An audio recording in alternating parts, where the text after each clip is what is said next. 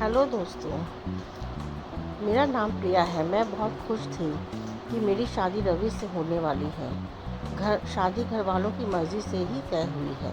मेरे भैया की शादी अभी 1 साल पहले ही हुई है। मेरी भाभी का नाम रचना है। मेरी भाभी बहुत सुंदर है, साथ ही बहुत हंसमुख है। हंसना और बातें करना उन्हें पसंद है। जब से भाभी घर आई है, घर में एक अलग ही माहौल रहता है।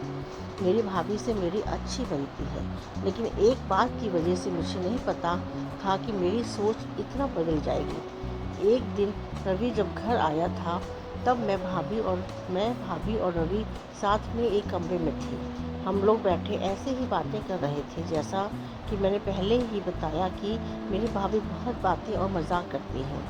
ऐसे ही बातों बातों में उन्होंने रवि से कह दिया कि आपने भी क्या देखकर इसे पसंद कर लिया।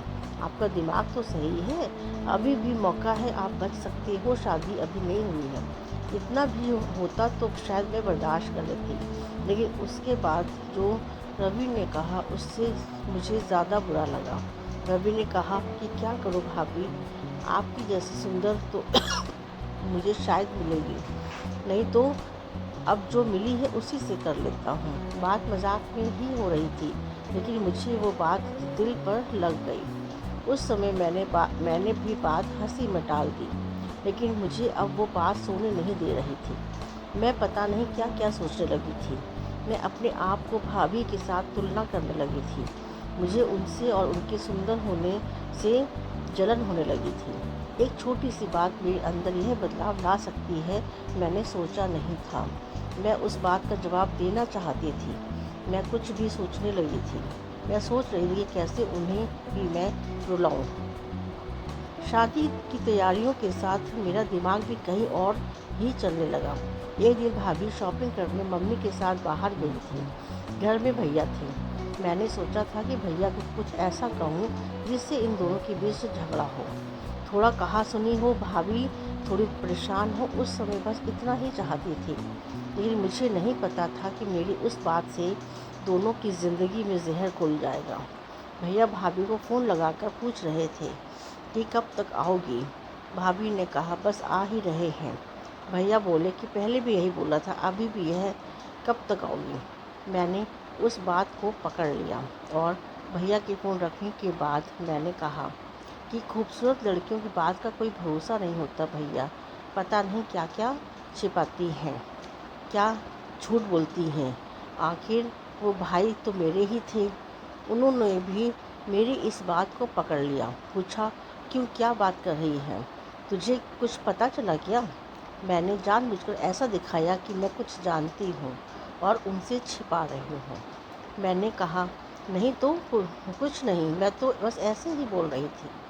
भैया ने फिर पूछा तो मैंने और ज़्यादा उन्हें परेशान किया।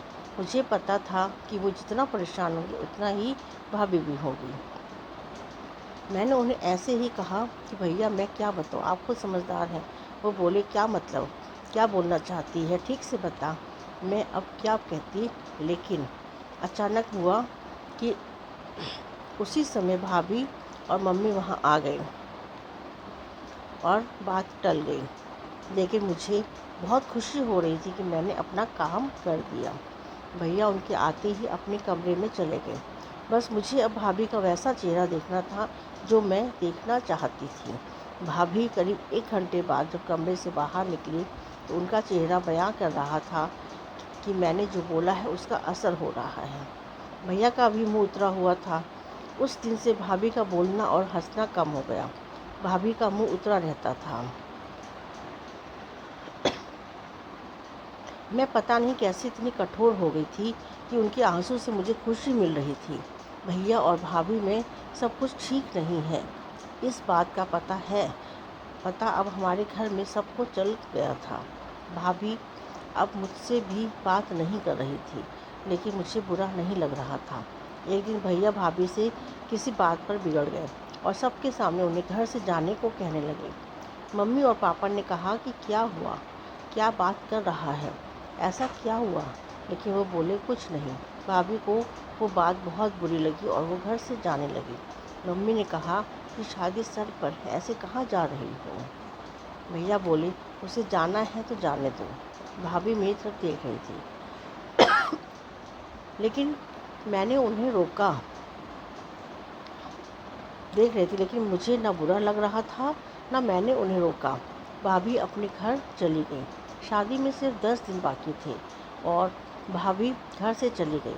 घर में मम्मी, भैया और पापा को देखकर अब मुझे थोड़ा बुरा लगने लगा था, पर मैं अब कुछ नहीं कर सकती थी, क्योंकि बात बहुत आगे निकल गई थी। सच बताऊं तो बात इस हद तक चली जाएगी, इसका अंदाज़ा मुझे नहीं था।